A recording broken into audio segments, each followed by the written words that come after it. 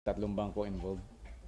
Today ba, sir, may present tayong parang bank documents na pwede natin may pakita na meron nga. Later yun, may present ako yun, bawal yan eh. Sa AMLA kasi, hindi mo maaaring publicize yun sa public unless may final ka na. So once we file the case, then makikita ninyo kung ano yung report sa amin ng AMLA. But now, hindi pa kami pinapayagan, confidential pa yun. Sir, yung 10 accounts are under ilang taong pangalan? Mayroong individuals, mayroong corporations, iba-iba. Marami talagang huhukayin eh. That's why napakaraming lead eh. Tulad niya mga corporate accounts na yan. Siyempre, isa-isahin ko yan eh. Sino-sino ba ang mga stockholders nito, incorporators nito? So, hindi basta ganun kadali eh. Sir, may figures kayo kung magkano yung total na laman ng 10 accounts? Mahigit ng 15 billion. 1550? 150. 150. Hindi, 15 na. 15 billion. B. Billion. Billion. Sir, puro lang po yung local. O meron na rin meron na Dito lang sa atin yun. Local. Have you started looking overseas? baka meron abroad meron na. Mayroong nagsasabi, I'm sure meron yan. Kaya hindi ganun kabilis, hindi ganun kadali ang pagkuha nyo ngayon. Kita mo yung mga kalaban niya, maraming pera yan, they could afford the best lawyers in the country. Kaya hindi naman kami sa DOJ, hindi naman kami magmamadali, dahilan lamang sa minamadali kami ng publiko. Kailangan naman na yung aming kaso ay patibayin din namin. Para kahit napakagaling ng kanilang mga lawyers, ay may laban din naman ng gobyerno. Pero sir, yung 15 billion, lahat po yun napunta kay Senator De Lima? Hindi ko naman sinasabing yun lahat. Basta yun ang dinideposit. Pagkatapos na magbentahan sa labas, mag-o-order yung mga drug lords na yan, o dyan mo deposit dito sa ganitong account. So, ngayon, as to how much will go to somebody, nasa internal na usapan ninyo. Hindi ba may nakakinig kayo nung isang testimony nung isang mga inmate na ang parang 1 kilo ata mga 80,000 ganyan. Tapos ang ginagawa niya, pinapatungan niya ng 20,000 per kilo.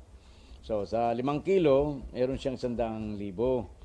So, pero yung bago yung ibigay yung kanyang komisyon, kung matatawag mo yon, i-deposit muna yun dun sa kung saan in-orderan ng drug lord, kung saan i-deposit yung buong kabuang pinagbilhan. At saka lamang babawasan nung para dun sa mga nagkomisyon, dun sa kanilang, tulad nun yung 20,000 times 5, 100,000, saka lang ibibigay yun dun sa taong nagbenta. Ganun ang transaction nila eh. So, kung magkano ang usapan dyan, kung halimbawa dito sa 100 milyon na ito, usapan sila, ito'y para kay JB Sebastian. Pero itong amount na ito, itong percentage na ito, ay para kay Senator De Lima bilang kontribusyon sa kanyang pagtakbo sa Senado. Ganun yun. Kaya hindi lahat yun kanya. But sir, in this time scheming drug syndicate, ang pinakataas na dyan is Senator De Lima? Siya ang pinakamataas ang posisyon, pero hindi ko alam kung anong posisyon niya sa mga yan. Basta ang lumalabas dyan sa mga ebidensyang lumalabas, kaalam siya dun sa pagkuha ng drug money para ma-finance yung kanyang eleksyon. Pero sir, you said before meron pang mas mataas sa kanya. Ano pong status ng problem? Nandun pa tayo sa sa raw pa rin yun eh. Kasi dapat sana baka medyo naumpisa na dapat yun ni Colonel Marcelino, pero hindi siya pinayagan, so naputol. Pero sir, let's say you are able to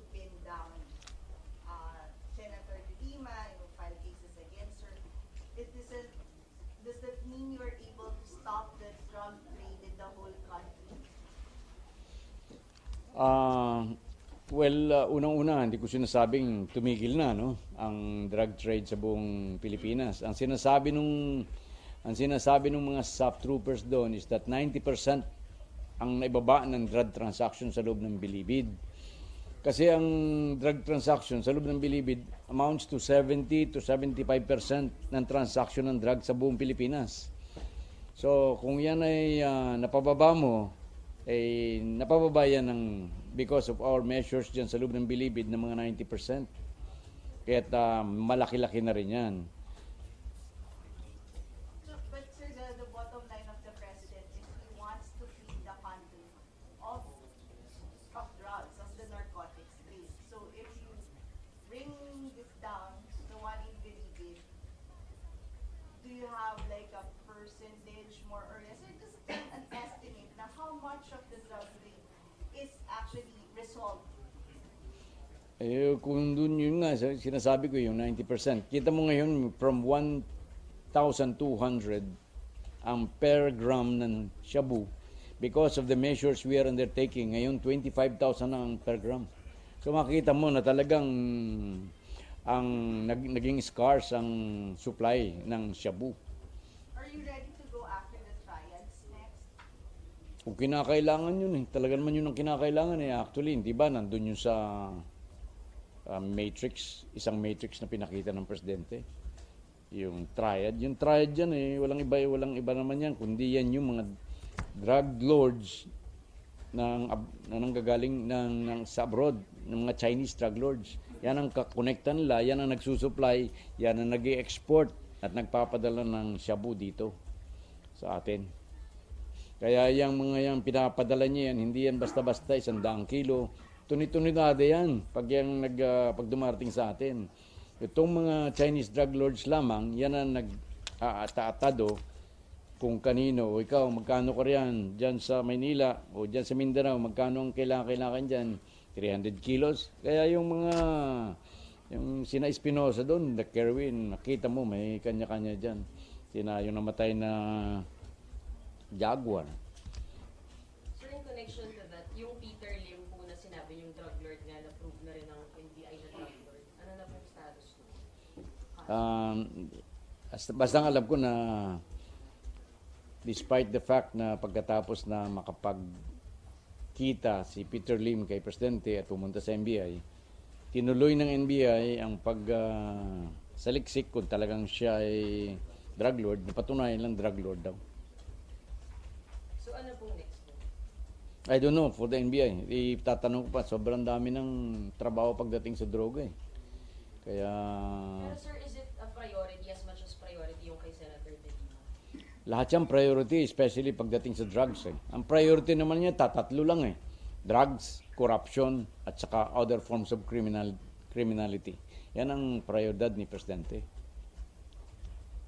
Yan ang ibinigay na marching order sa akin when I was designated as SOJ.